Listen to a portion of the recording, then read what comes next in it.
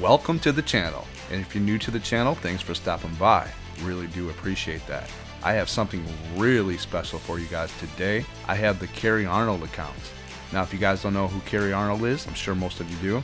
He runs Bigfoot Odyssey on YouTube, and he had an encounter in 2007 in Mississippi. He has graciously given me permission to use the audio from that, and basically he said whatever else I wanted, but I've just kept it to the audio and a few little video clips where he's describing something or pointing something out. I wanted you guys to be able to see that. I put some Willstar magic on it. You guys know how I always do. I'm going to show you the location. I don't think anybody's ever shown this location, so you guys are in for a treat. Now, the newest Google satellite imagery has this area clear cut, but it wasn't like that in 2007, and I'll show you that also. Let's get into this incredible, detailed, terrifying account. Let's do it. Well, you know, I always hunted in the front of the property. Yeah. You know, they said it was 240 acres, but it always seemed like it was bigger. I always hunted either in the front, up closer to the house, you know, still 400 or 500 yards, but not way in the back. Well, what I was getting were bucks on camera, nice bucks, you know, over 100-inch, fully mature 8-point, you know, bucks that just were not coming out in the daytime. They would show up on camera 30 minutes after dark. So what I decided to do was I would take my tree climber and I would go way back down off in the bottom, so that way I can catch them while it was still daylight coming to the feeding area. So I went off down in there, and that's what actually got me off into the back where I found the turkeys. And you know, I'm in my tree climber, and I hunted until I just could not see anymore through my scope. And I could hear them walking, turkeys walking through, and they were everywhere. I couldn't see what it was that dark, and then all of a sudden they get up to roost, and that just... Yeah, turkeys have really big wings, extremely loud, and there was like 30 feet right beside me. Yeah, it's a lot of commotion.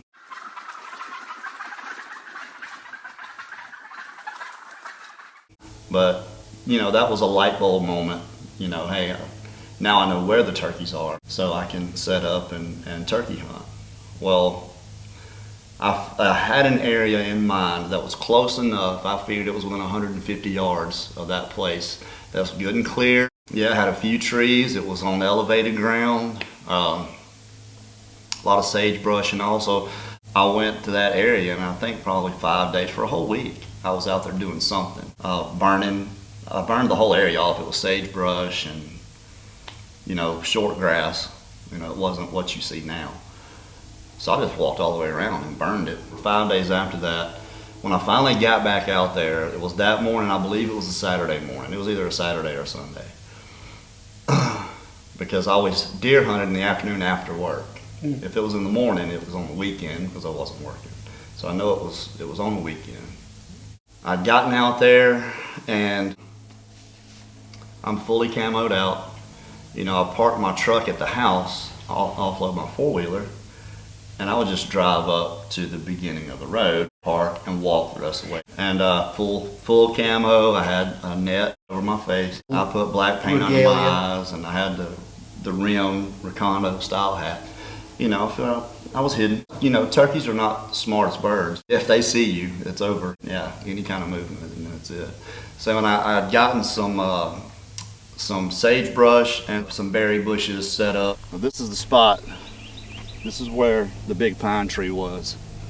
And all of this right here was like this, except it was really dry and a lot of sage grass. All this this ledge right here, it was about that thick, I guess, but there were more trees on the other side, and this drops off. It's like a two-tier drop off down into the creek bottom.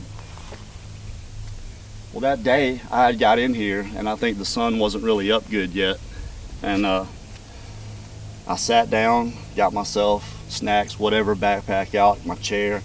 I had a reed in my mouth, I had a box call, and I had a locator. The particular locator I had, you shake it, and when you shake it, it sounds like a turkey gobbling. And what they call that a locator is when you hit that, usually you'll get a gobbler, you know, respond to you. you know where they are, about how far away or whatever. And I probably sat here and called for a better part of 2 hours.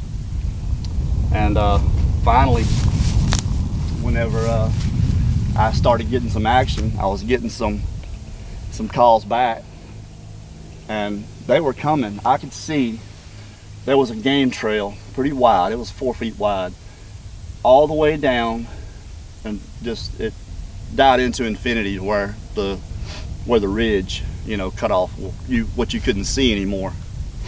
And I could see turkeys coming all through the woods and up that game trail.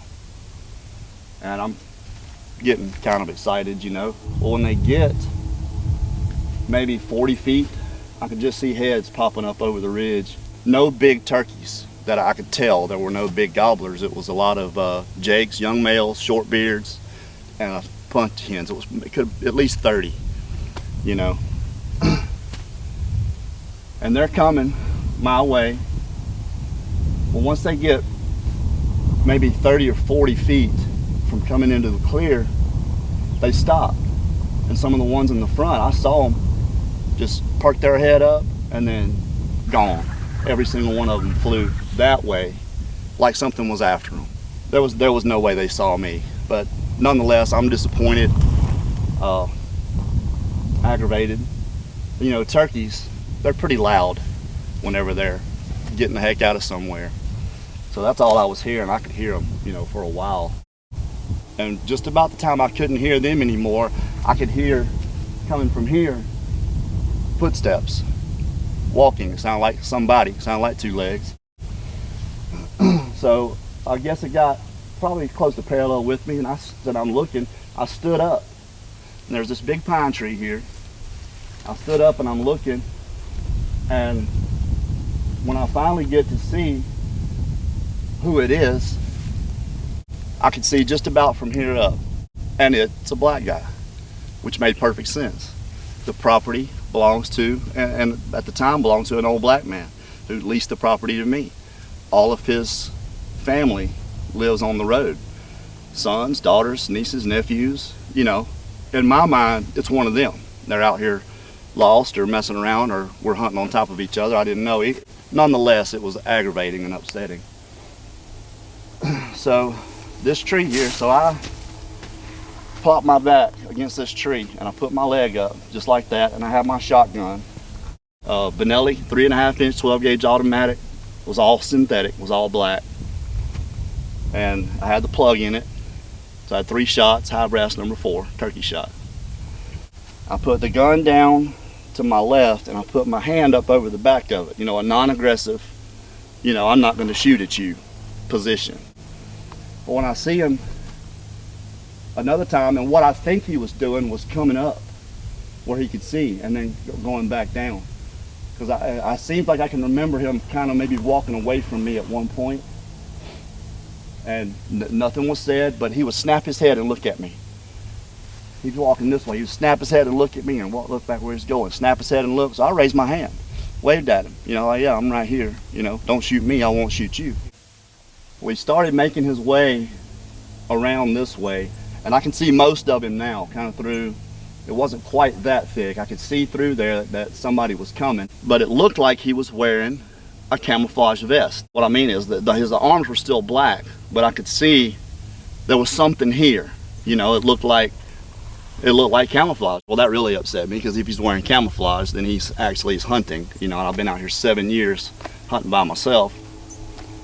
It was unexpected. So I'm waiting for him, and there was 2 pine trees, 10-inch pine trees, 25 feet tall, just down that grade right there, probably 15 feet.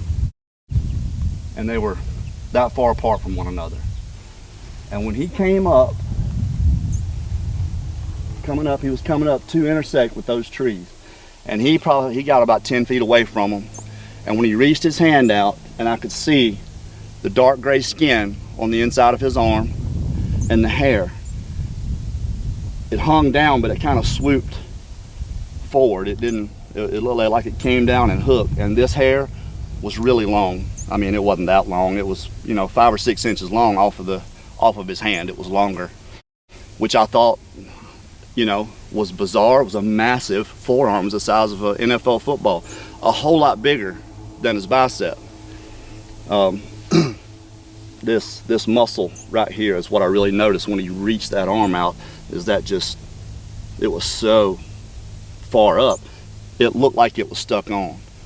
Now, again, probably thought it was weird, strange, but still didn't register with me that this was anything other than a guy until he stopped. And when he got there and he grabbed that tree and he pulled himself, it just pulled it right into him like this, and he's got his hand on the backside of the tree like this. I couldn't see his fingers. And when he squared up at me and his head sitting down in front of his shoulders that are up here, and it just looks like a very wide body, big body, not bulky cut up, but long, gangly looking arms with a huge forearm, smaller bicep, and big barrel shaped body. Well, when he did that and immediately opened his mouth. When he opened his mouth, I think that was the moment that I realized exactly what it was. Because there was no way what I was seeing, this is not a human, his face completely changed. It went from just straight face, regular kind of looking guy, to demon kabuki mask, black face, kind of shiny black face, big huge cheeks, heavy brow, no forehead, head shaped like a football, sagittal crest. Now he had like wide jaw, very protruding type of mouth. When he opened his mouth, he could have put a softball in his mouth. It was humongous. Oh, it's when he started making the noise. Yeah, and it was but it was a very demonic sounding sound. No way a man can make this noise. It was so unnerving and upsetting. When that happened, it was kind of like in an instant. It was just like somebody poured a bucket of cold water over my head. Because I'm still in this position with my gun like this, and then that feeling like, a true sinking feeling. Right. This is exactly right. This is not good. Blood rushed from my face. You can feel these things happening. A wrenching type of feeling. It's like constant butterflies, but it's intense. Yeah, I was absolutely petrified. Well, and I would think I wouldn't have run anyway. Even if it crossed my mind, I knew better than to run, because he was just going to chase me and catch me, and that was going to be it. Well, my first real concern was what I had. I had my shotgun. For 7 years, I hunted that place with my rifle. Every single time I went in there, I had a 7mm Magnum with plenty of ammunition. But I didn't have it that day. I had the shotgun. And with what I had in it, high brass number 4 turkey shot, he was going to have to get pretty close for me to, the way it felt and the way it looked, and as powerful as he looked, he just looked like a powerful individual. I think, and I had 3, and I had the plug in, and I didn't take the plug out, so I could only have 3 shots. Yeah, but it was an automatic, and I had other shots with me, so I knew I'd be able to shoot really fast. These are some of the things that are going through my head, but when he starts making that sound, it's like he's talking to me, griping at me about something that I'm doing. That's exactly how it felt. Like he was upset at me. I was doing something. I crossed the line somewhere in there, and he was letting me have it. It was like a vibration. You could feel it. It was like a very demonic, nasty sound. Well, I knew exactly what it was at that point, is when the realization hit me that this was a Sasquatch. This is what everybody has been seeing in the woods and calling a Sasquatch, and it was so shocking that feeling is it's hard to describe. But that it's the first time I can ever remember being that afraid of anything. I didn't think that was even. I'd never thought I could be that scared of anything, and it was just the way he looked and that noise he was making. I'm still in this position, like this, I need to get my hand on the grip, you know, of the gun. I want to be ready because it kind of seems like he's getting ready to come get me. I mean, as far as you would throw a football with somebody, that's how far away he is. He's close enough I can see how long his canines are on the bottom and the top, and he had a gap in his 2 front teeth. Yeah, white, extremely white teeth. So that's why I think he was young, because he didn't have messed up teeth. They were very, very white. Well, I'm looking at him. What I thought was camouflage was mud. He had mud all over his body, his right side, wrapped around under it. It didn't have it on his arms or on his face, but it was all the way up like he was laying on his side in the creek bottom. His hair was matted up. You could see his skin, you know, underneath, a dark gray skin underneath. Hair was matted up, leaves and twigs and whatever. I mean, he was a mess. Yeah, he was a ratty looking guy. And the whole process of me thinking I need to get my hand down there, this just happened in just a few seconds.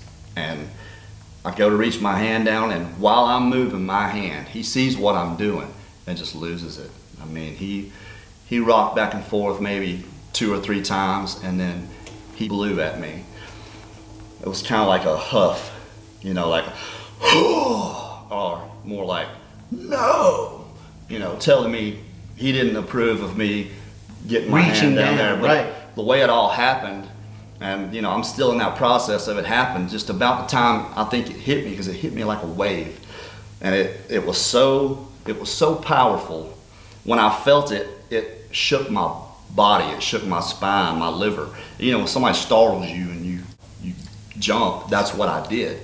And I think that whole jump was enough for me to actually move. And I came off of that tree, out into the clear, and now I'm out from under the limbs. So now I can see the top of the tree he's holding on to. And it's whipping. I mean, it is, you and I and 2 other people couldn't have done what he was doing to that tree. And he wasn't shaking it. He was just still holding on to it while he's rocking back and forth. The tree was just whipping. And I mean, that scared me to see that kind of power. That was probably one of the most other than him leaving, that was one of the most terrifying parts, was to see just how powerful this thing was. And feeling that force that he pushed towards me. He would get loud, like, and then mumble, you know, you just get louder, but it was in that tone, that unnerving, Ron Moorhead, you know, that.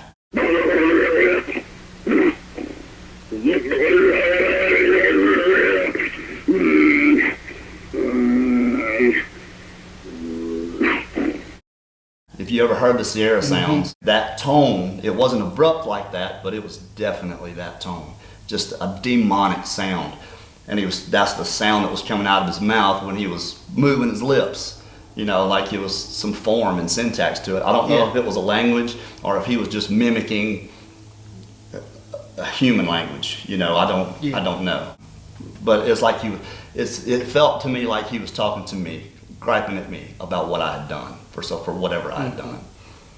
Well, he stopped doing all that. We probably stood there for 3 seconds after everything stopped. And then he let go of the tree. He turned his body to the right and he cocked his head. I don't know, he didn't turn his head, because maybe he couldn't turn his head, I don't know. But he cocked his head just like that, way over, and never took his eyes off of me. He looked right down his nose, crossed his shoulder at me. He took about 3 steps toward that game trail, kind of quarter away from me, still looking at me. And then he turned and walked dead away from me through the thickest stuff out there.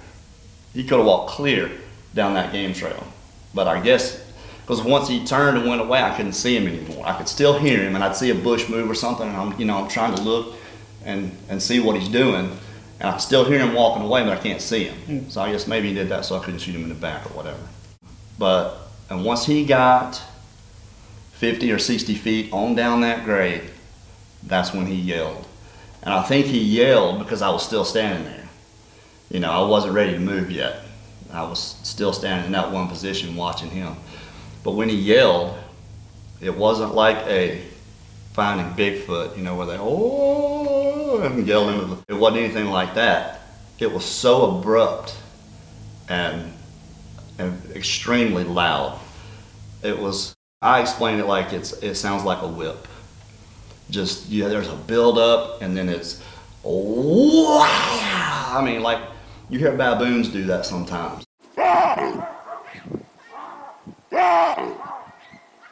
That's what it was like. It was just a wow, and it was so loud. As soon as that happened, you could hear nothing in the woods after that. No walking away. I couldn't hear him walking anymore. There was nothing. Breeze was blowing a little bit. Everything else was completely silent. And I still stood there for a couple of minutes until finally I could feel myself breathing. It's, I mean, it's like I told you before. It's not like I wasn't breathing. I'm sure I was breathing.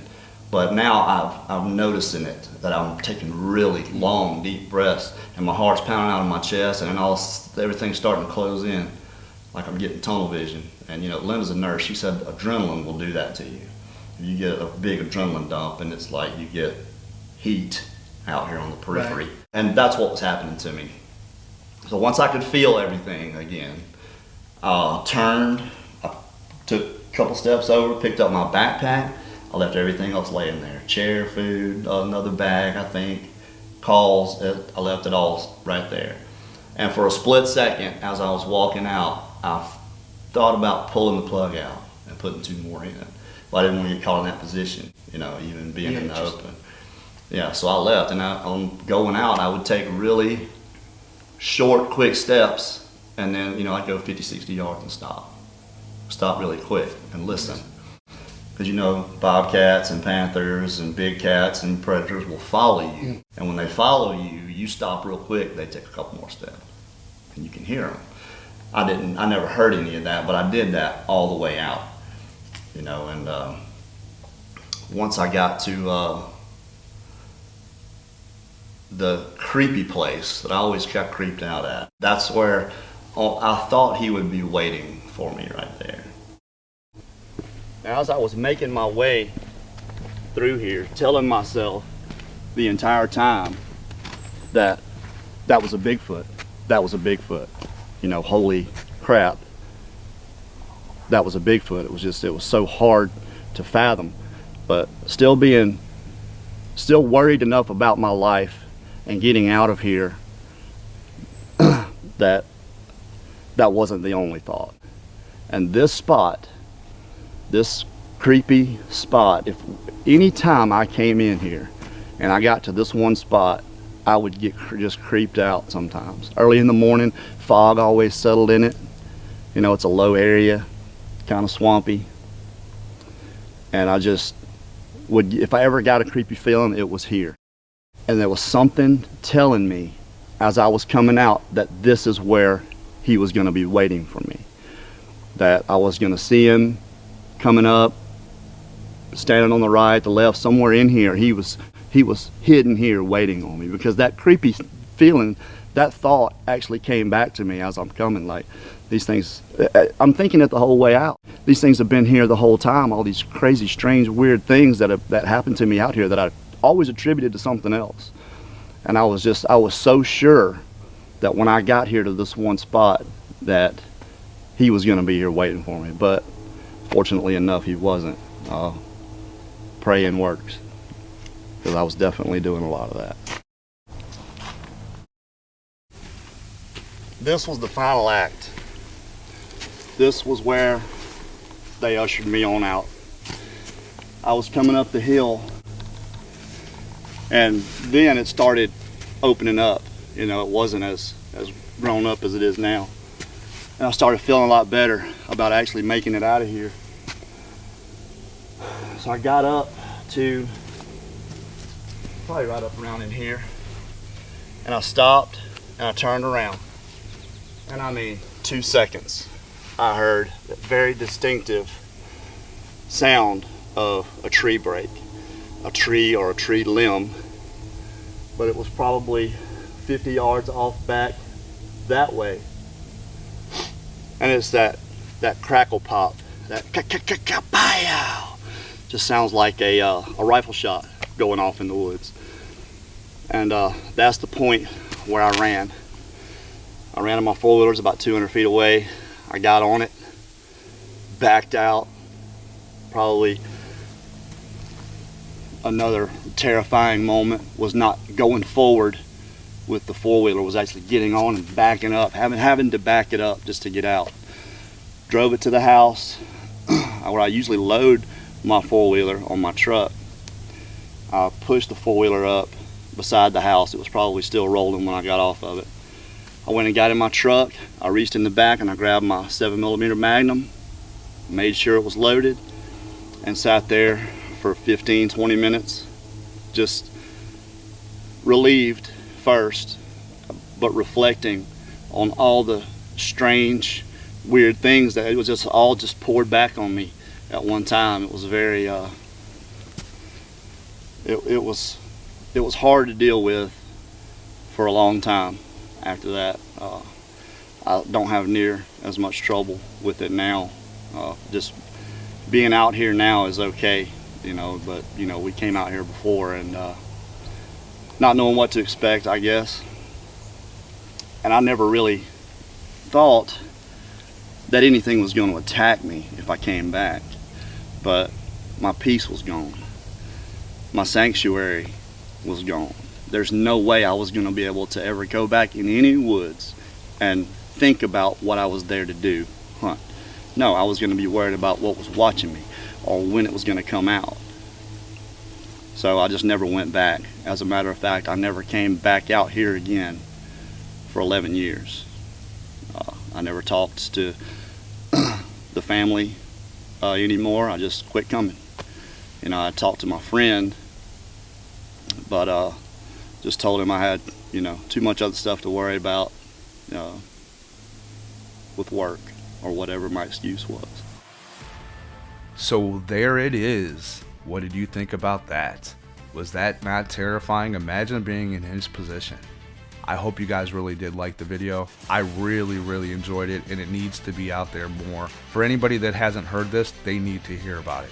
And once again, make sure you guys go to Kerry's channel and check out his original video. It's a documentary about the encounter. It's almost 2 hours long. I only used the part of the video that dealt with his encounter, so the rest is there for you guys to enjoy. Make sure when you guys go, you leave him a comment and you tell him Willstar sent you. If anybody else out there has an encounter they'd like me to make a video of or just to share, please email me at willstarbigfoot@aol.com. Remember, there's some Willstar merchandise. If you guys like the video, make sure you hit that like button. And to all the new viewers, welcome. Really hope that you liked what you saw and you think about subscribing. One more thing that I have to say. People aren't getting notified, so what you do is you go ahead and go down by the subscribe button, you hit that notification bell, click it off, and then click it back onto all, and that should work. Alright, that's where we're going to leave it. Always remember, where there is a Willstar, you guys know the rest. There is a way. Willstar out.